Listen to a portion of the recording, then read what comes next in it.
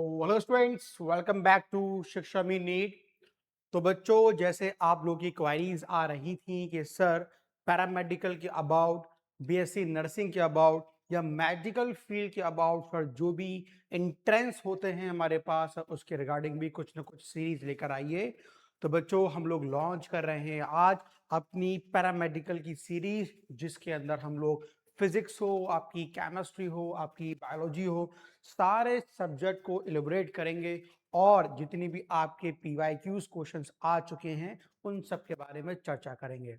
बच्चों, ये नहीं कि एक ही लेक्चर के अंदर हम डिफरेंट डिफरेंट चैप्टर की बात करेंगे। इस सीरीज में बच्चों हम लोग बात करेंगे one shot by one chapter. Means क्या हुआ, आज हम लोग आपको दिख रहा है बच्चों, आज हम लोग बात करेंगे आपके 11th क्लास के फर्स्ट चैप्टर, जिसका नाम क्या है, यूनिट एंड डायमेंशन। मतलब ये है कि यूनिट एंड डायमेंशन में किस तरीके से क्वेश्चंस आ रहे हैं हमारे पैरामेडिकल के अंदर और कैसे हमें काम करना है, किस तरीके से हमें जर्नी को आगे लेके जाना है, इसकी बात करेंगे।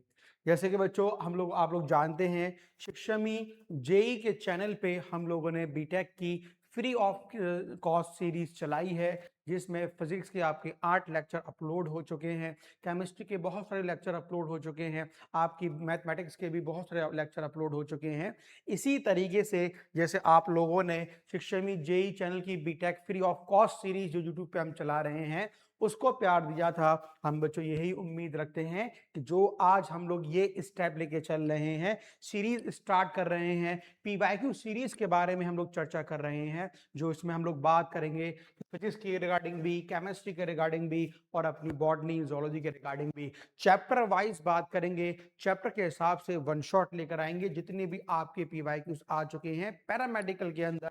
ऐसे ही बच्चों, ये पैरामेडिकल की सीरीज के साथ साथ नेक्स्ट मंथ से हम लोग शुरू कर देंगे आपकी बीएससी नर्सिंग की भी सीरीज। अभी स्टार्टअप कर दी बच्चों पैरामेडिकल की, इसके रिगार्डिंग बहुत सारे कुछ लेक्चर इतने आ जाएं कि आपके पास काम मिल जाए। उसके बाद बच्चों हम लोग स्टार्टअप कर देंगे अपनी अबाउट द सीरीज, किसके रिगार्डिंग बच्चों, सीरीज कर देंगे अपनी बीएससी नर्सिंग के रिगार्डिंग। पहले हम लोग बात कर लें अबाउट द पैरामेडिकल और फिर हम लोग बात करेंगे about the BSc nursing.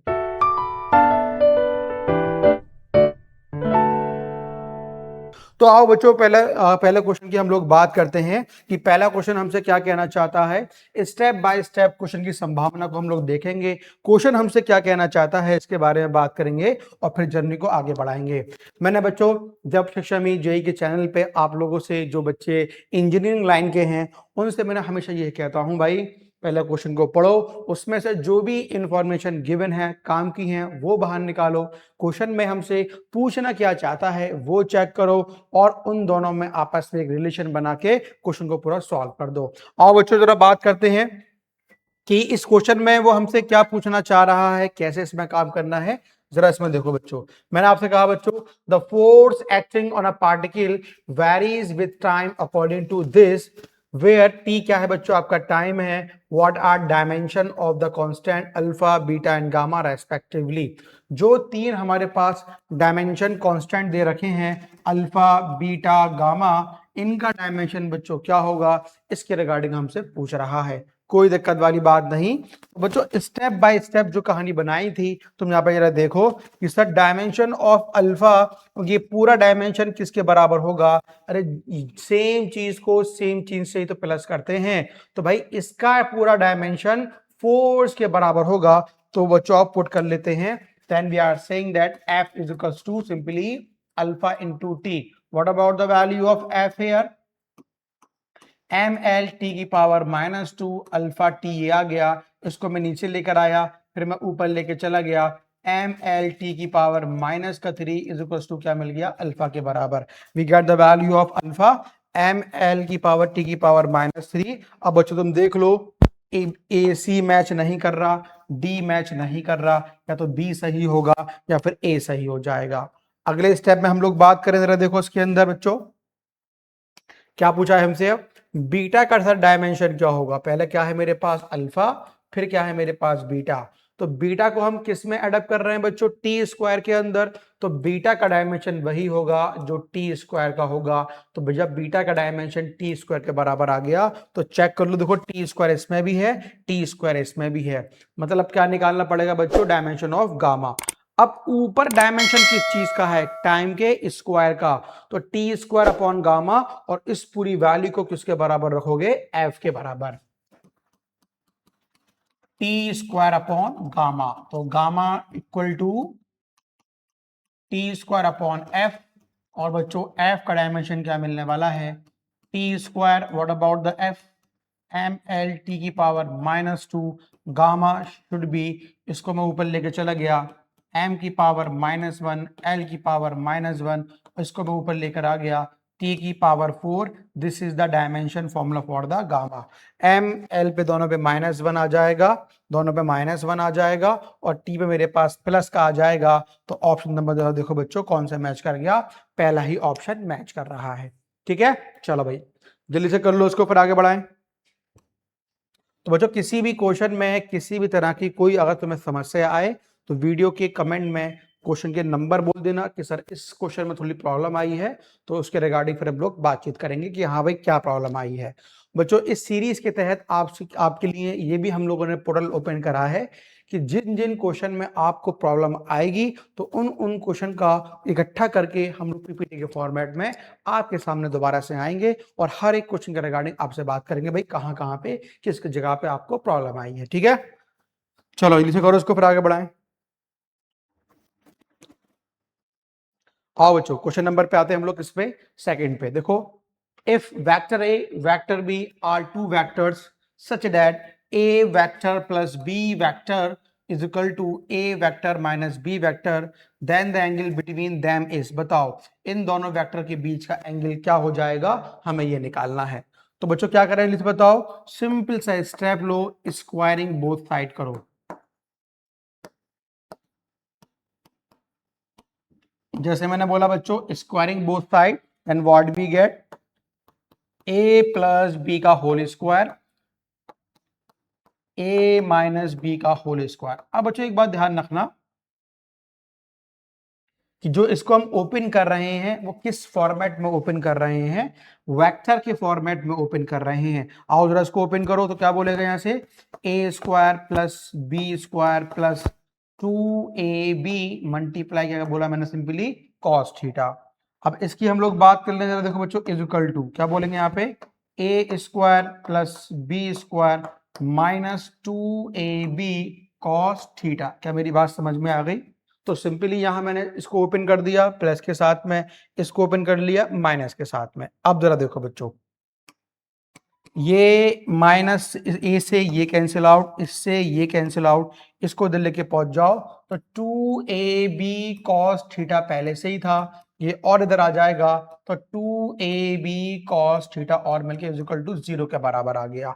What we get, 4ab cos theta is equal to 0 आएगा। भाई 4ab 0 नहीं हो सकता तो cos थीटा को 0 होना पड़ेगा, और 0 होने के लिए यहाँ पे मैं कितनी वैल्यू पुटअप कर दूं, सिंपली कितना, 90, तो थीटा की वैल्यू बोलो बच्चों कितनी निकल कर आ गई, सिंपली 90 डिग्री। तो जरा चेक कर लो ऑप्शन नंबर कौन सा मैच करा मेरे पास, simply option number A match कर गया है। ठीक है बच्चों, चलो जल्दी से कर लो इसको फटाफट, फिर आगे बढ़ाते हैं। हाँ बच्चों बढ़ते हैं नेक्स्ट क्वेश्चन पे।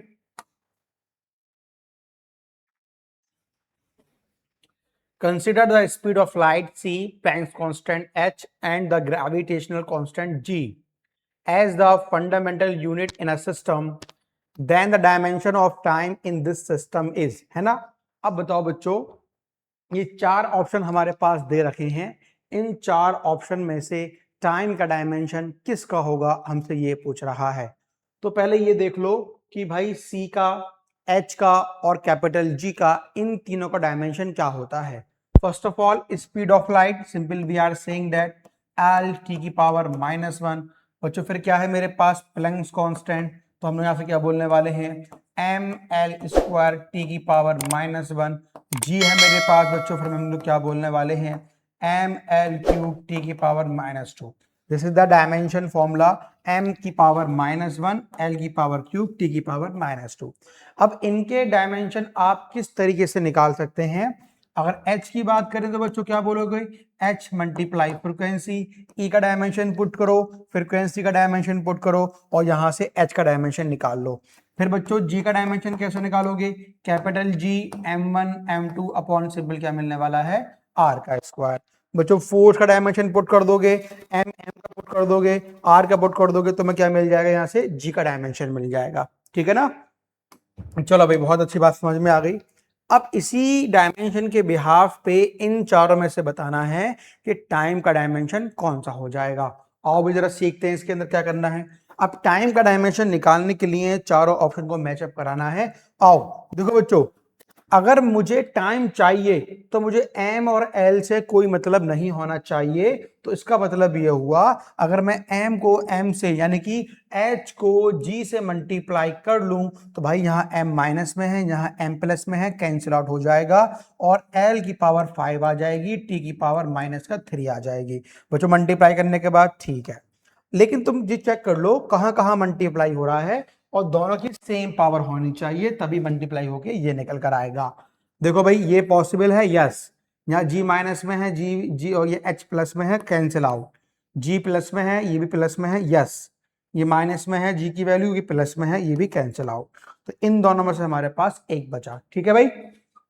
अब देखो बच्चों, जी की बात करूं या मैं एच की बात करूं, दोनों पे कितनी पावर है बच्चों, हाफ। तो इसका मतलब ये हुआ हाफ हाफ दोनों जगह लगा दो, हाफ यहां पे लगा दिया, तो हाफ यहां पे लगा दिया, हाफ यहां पे लगा दिया, हाफ यहां पे लगा दिया। अच्छा भाई, अब पहले वाले ऑप्शन में सी दे रखा है 1/2, और सी का मतलब है बच्चों एल टी माइनस का 1, और एल की पावर कितनी आएगी 1/2, तो 1/2 से ये एल नहीं कट पाएगा, तो इसका मतलब ये भी गलत हो गया। हमारे पास क्या बचा, देखो सी की पावर माइनस का 5/2। आओ यहाँ पे लगाते हैं बच्चों, सी की पावर ये माइनस का 5/2 है, मैं नीचे लेकर आ गया तो बच्चों प्लस का 5/2 हो गया, और सी का मतलब क्या है, एल टी की पावर -1 की पावर 5/2। बहुत बढ़िया। देखो 5/2, 3/2, ठीक है बच्चों। और देखो L की पावर 5/2, T की पावर माइनस का 5/2। और चेक करो यहां से, देखो ये L पूरा कट गया, और T का तुम जब ऊपर लेकर आओगे तो T की पावर प्लस का 5/2, T की पावर माइनस का 3/2, तो what we get only T। तो T कहां मिला मुझे, देखो ऑप्शन नंबर सी के अंदर मुझे मिल रहा है कि T की वैल्यू जहां से मुझे प्राप्त हो रही है। आई होप बच्चों ये पूरी कहानी समझ में आ चुकी होगी कि किस तरीके से हमने काम करा अबाउट द वैल्यू ऑफ, कि इन चारों में से ऐसी कौन सी फिजिकल क्वांटिटी है जिसका डायमेंशन फॉर्मूला टाइम पे डिपेंड कर रहा है। ठीक है, बहुत बढ़िया। जल्दी से लिखो अभी सब बातों को। चलो बच्चों आगे बढ़ते हैं, नीचे देखो, नेक्स्ट क्वेश्चन पे आओ।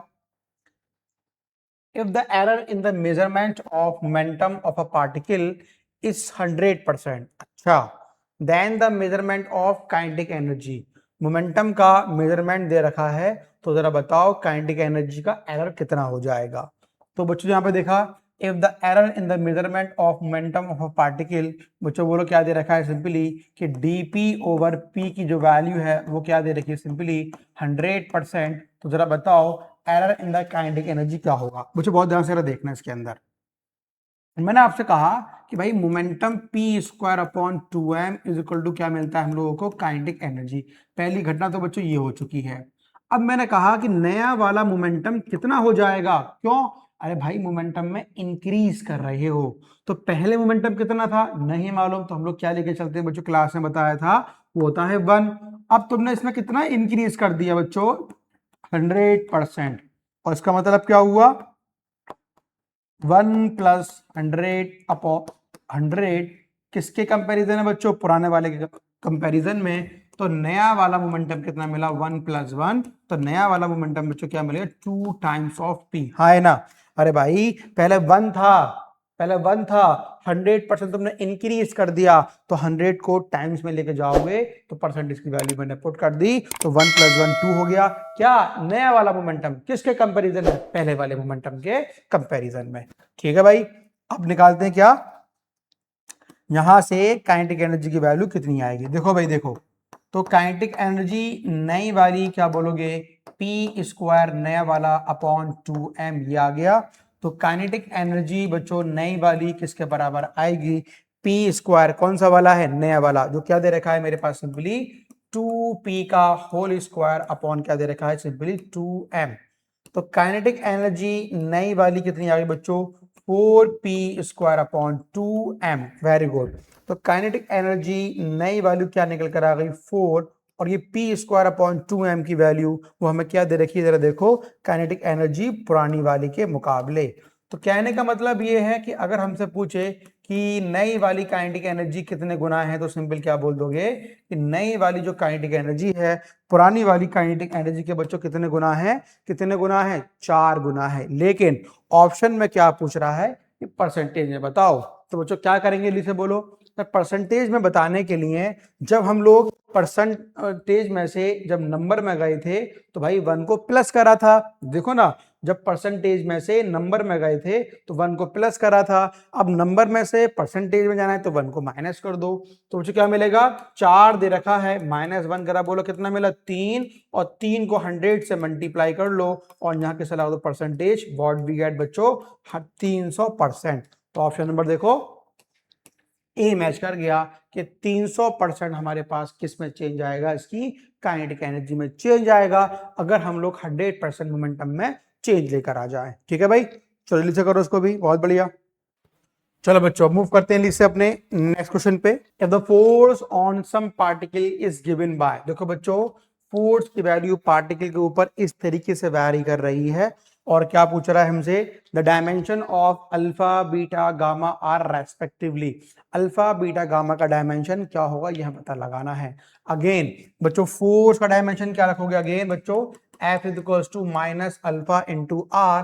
तो क्या बोला, एम एल टी की power -2 alpha into L, L से L cancel out, M T की पावर -2 इक्वल टू अल्फा के बराबर।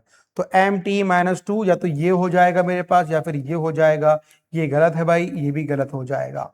अब किसकी बात करें जरा बताओ, सर बीटा का डायमेंशन निकाल लेते हैं। देखो भाई एक्सपोनेंशियल का कोई डायमेंशन होता ही नहीं है, चाहे एक्सपोनेंशियल हो, लॉग हो, ट्रिग्नोमेट्रिक हो, इनके डायमेंशन नहीं होते हैं। इसको मैंने हटा दिया, देन हमें क्या मिलने वाला है, फोर्स का डायमेंशन किसके बराबर होगा, बीटा अपॉन आर के स्क्वायर के। What about dimension of force, M L T की power -2 is equal to beta upon बच्चों क्या मिलने वाला है, एल का स्क्वायर। तो बोलो क्या मिलेगा, एम एल क्यूब टी की पावर -2 इज इक्वल टू बच्चों क्या मिलने वाला है, बीटा के बराबर। चेक करो भाई, तो देखो ऑप्शन नंबर बी मैच कर गया। ठीक है ना, तो तीसरे की निकालने की आवश्यकता ही नहीं है। और तुम देख लो भाई तीसरे का डायमेंशन सबका जगह एक सा दे रखा है, तो निकालो ही मत ही, पहले अल्फा बीटा से ही हमारा काम आसान हो गया। ठीक है भाई, जल्दी से करो उसको, फिर आगे बढ़ते हैं। आओ बच्चों नेक्स्ट क्वेश्चन पे आने से, S is equal to where S क्या है बच्चों, स्पीड है, X आपका डिस्प्लेसमेंट है। तो बताओ यहाँ पे B का यूनिट क्या हो जाएगा। तो एक्सपोनेंशियल को अगर मैं देखूं वह डायमेंशन होता ही नहीं है, और जो इसकी पावर दे रखी है वो एक नंबर है, उसका भी डायमेंशन बच्चों नहीं होगा। तो बी एक्स टी को मैंने क्या पुट कर दिया, सिंपली 1 के बराबर। क्यों, हम फिजिकली बात नहीं कर रहे, डायमेंशनली बात कर रहे हैं भाई। जब जिस चीज का डायमेंशन नहीं है उसको हम 1 के बराबर इक्वेट कर सकते हैं, बिकॉज बच्चों 1 एक नंबर है और नंबर का भी डायमेंशन नहीं होता है। नाउ बच्चों बी ऐसे आ गया, एक्स क्या है डिस्प्लेसमेंट मीटर, टी क्या है मेरे पास सेकंड, इज इक्वल टू 1 के बराबर। तो B is equal to 1 upon meter पर सेकंड मिल जाएगा। इसको मैं ऊपर लेके चला गया तो B is equal to M की पावर -1 सेकंड की पावर -1। ऑप्शन नंबर देखो बच्चों ए मैच कर जाएगा। क्या मेरी बात समझ में बच्चों आ गई आराम से। तो पैरामेडिकल में इतना नहीं कि भाई क्वेश्चन को बड़ा डीपली लेके जा रहे हैं, अगर आपने ऊपर ऊपर से चीजों को समझ लिया है कि फोर्स का डायमेंशन क्या है, वर्क का डायमेंशन क्या है, या जिन क्वांटिटीज के फॉर्मूले आपको याद हैं, आप उन फॉर्मूले के बिहाफ पे उन फिजिकल क्वांटिटी का डायमेंशन फाइंड आउट कर सकते हैं, तो भाई घबराने वाली बात नहीं है, ये चैप्टर आपके लिए बिल्कुल पक्का हो चुका है। चलो भाई लिख करो उसको, आते हैं देखो नेक्स्ट क्वेश्चन पे। If the kinetic energy of mass of freely moving particle measured with this, अच्छा, what about the formula of बच्चों kinetic energy, half mv square measured with this accuracy, इतना वो accurate है, तो एरर कितना होगा जरा देखो। किस किस पे पहला क्या है हमारे पास, measured with this है ना, energy kinetic energy of, if the kinetic energy and mass, तो ये बच्चों क्या है, काइनेटिक एनर्जी का फॉर्मूला ये लगा दिया मैंने, और किस में पूछ रहा है, मोमेंटम में पूछ रहा है। ध्यान रखना काइनेटिक एनर्जी का जो परसेंटेज चेंज है कितना है बच्चों, 4%। क्यों, क्योंकि 96% की एक्यूरेसी है। तो बाकी कहां चला गया भैया, उसके एरर के अंदर, बाकी क्या दे रखा है मुझे मुझे मास, और मास में कितना आएगा मेरे पास 13% की क्या है बच्चों उसके अंदर एरर है, 87% की एक्यूरेसी है। इतनी बात समझ में आ गई। Again P square is upon 2m is equal to बच्चों क्या मिला kinetic energy, then we are saying that P square is equal to 2m और क्या मिलने वाला है kinetic energy, then we are getting that under root क्या मिलेगा 2m काइनेटिक एनर्जी, ये निकल कर आ गया।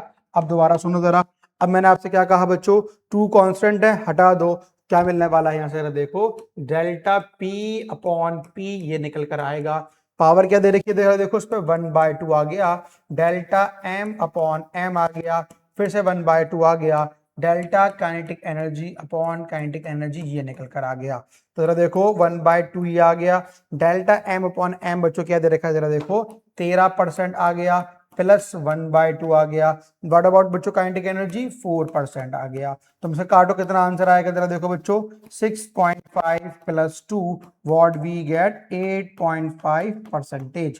देखो कौन सा ऑप्शन मैच कर गया, बी ऑप्शन मैच कर रहा है। बहुत बढ़िया भाई। तो बच्चों पहले चेक करना पड़ेगा कि क्वेश्चन में एरर दे रखा है या क्वेश्चन में एक्यूरेसी दे रखी है। अगर एक्यूरेसी दे रखी है तो भाई एरर आप 100 से माइनस कर देंगे एक्यूरेसी को, आपको एरर मिल जाएगा, फिर तभी क्वेश्चन को आपने आगे बढ़ाना है। ठीक है, चलो बच्चों अगले क्वेश्चन पे आओ। साहब which of the following is not a unit of length, इनमें से लेंथ की यूनिट किसकी नहीं होगी।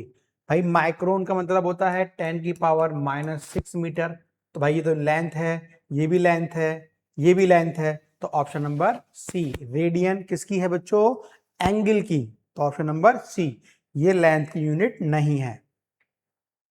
देखो बच्चों एल आर ये क्या है, इंडक्टेंस है और रेजिस्टेंस है रेस्पेक्टिवली। तो जरा बताओ एल अपॉन आर का जो रेशो होगा उसका डायमेंशन फॉर्मूला क्या होगा, ये हमसे पूछ रहा है। Voltage across the inductance L D I over D T, voltage across the resistance V is equal to I are.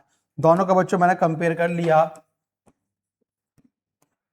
L D I over D T I into R. अब यहां जरा चेक कर लो बच्चों डायमेंशनली, ये हटा ये हटा, तो 1 upon T is equal to R upon L, और ये एल अपॉन आर पूछ रहा है तो T is equal to L upon R, खत्म कहानी। ऑप्शन नंबर देखो बच्चों ये गलत है, यही मैच कर रहा है। ठीक है ना, तो तुम खुद देख लो, एल आर हो, आर सी हो, सी एल हो, आर एल सी हो, इन सब का डायमेंशन बच्चों टी के टर्म्स में ही घूमता है। कभी टी होगा, कभी 1/t होगा, कभी टी स्क्वायर होगा, इसको भी हमें याद रखना है। ठीक है, मान लो कि Q is equal to C V होता तो Q upon C is equal to V के बराबर, तो ये वाली वैल्यू को हम लोग यहाँ पे पुट अप करने के बाद इस वाले V से या इस वाले V से कंपेयर करके आर सी एल सी किसी के भी डायमेंशन की वैल्यू को निकाल सकते हैं इन टर्म्स ऑफ टाइम। ठीक है, चलो लिख करो उसको भी, फिर आगे बढ़ाएं। If the error in the measurement of radius of a sphere is this, then its area and volume will be। अरे भाई देखो रेडियस का परसेंटेज एरर दे रखा है कितना 3.4%। What about the area of the sphere 4 pi r का square, तो delta A upon A, भाई 4 पाई तो कांस्टेंट हटा दो, तो 2 times delta r upon r, तो 2 को किससे मल्टीप्लाई कर दूं 3.4% से, तो 6.8। ऑप्शन नंबर देखो बच्चों ये तो नहीं है, ये भी नहीं है, देखो 6.8 और ये भी 6.8, और ये वॉल्यूम का है नहीं। अगर बच्चों हम वॉल्यूम की बात करें तो 4/3 पाई आर क्यूब, तो 3 को 3.4 से मल्टीप्लाई करोगे तो वैल्यू 6.8 नहीं आएगी, ज्यादा आएगी, इसलिए ऑप्शन नंबर सी होगा, क्योंकि यहाँ पे दोनों वैल्यू एक सी दे रखी हैं। बात समझ में बच्चों आराम से आ गई है, बहुत बढ़िया। चलो जल्दी से कर लो इसको भी, फिर आगे बढ़ते हैं। अब बच्चों आप लोग ये देख लो कि नंबर ऑफ क्वेश्चन जो आ रहे हैं हमारे पास एक ही पैटर्न के रिगार्डिंग ही चल रहे हैं पैरामेडिकल के अंदर, इसलिए जिन बच्चों को बड़ी दिक्कत होती है इसके कॉन्सेप्ट सीखने के रिगार्डिंग, इसके वैल्यूज को कैसे प्रोडक्ट करें उसके रिगार्डिंग, तो भाई शिक्षामी नीट ने आपके लिए पैरामेडिकल का बैच ऑनलाइन ऑफलाइन मोड के अंदर भी लॉन्च करा है, और बीएससी नर्सिंग का भी बैच है, नीट का भी बैच है। सारे बैच का अनाउंसमेंट हमने पहले ही कर दिया था, उसके अंदर बच्चों आपके किसी भी कोर्स के रिगार्डिंग आप आना चाहते हो मेडिकल फील्ड के अंदर से, तो आप शिक्षा में नीट को ज्वाइन कर सकते हैं और उसके रिगार्डिंग अपनी क्वारी को प्राप्त कर सकते हैं। ठीक है बच्चों, चलो यहाँ पर देखो बच्चों, एफ क्या है, टी क्या है हमारे पास, फोर्स टाइम। बताओ यहाँ पे ए और बी का डायमेंशन क्या हो जाएगा। Then we put F is equal to simply A into T. What about the F, M L T की power -2 A multiply T. T को नीचे लेके जाओ फिर ऊपर लेकर आओगे तो एम एल टी की power -3 is equal to A के बराबर। जो देखो एक ही ऑप्शन है एम वाला, ऑप्शन नंबर डी मैच कर गया है। ठीक है बच्चों, आगे निकालने की आवश्यकता ही नहीं है, आंसर पहले ही आ चुका है।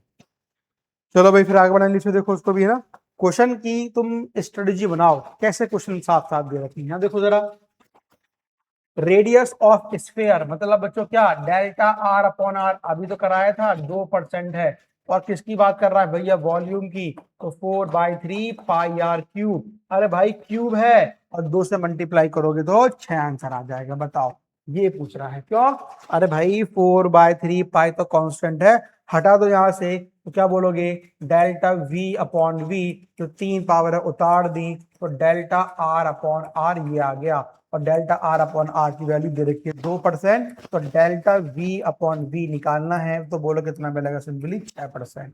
ठीक है बच्चों, बहुत बढ़िया। आ जाओ जल्दी से देखो उस पे, the dimension of E square upon 4 pi F naught multiply H C. अच्छा भाई देखो जरा, अगर हम कोड्स की बात करें तो हमें क्या मिलता है, simply 1/4 pi epsilon not multiply E का स्क्वायर अपॉन आर का स्क्वायर। ये है बच्चों फोर्स का फॉर्मूला। अगर मैं आर को इधर लेके चले जाऊं तो F R square is equal to 1/4 pi epsilon naught E multiply E square. इसी का डायमेंशन पूछ रहा है, लेकिन यहाँ इसने ऊपर नीचे बच्चों में किससे मल्टीप्लाई कर लूं, एच से मल्टीप्लाई कर लिया, ताकि ये पूरी वैल्यू प्राप्त हो जाए।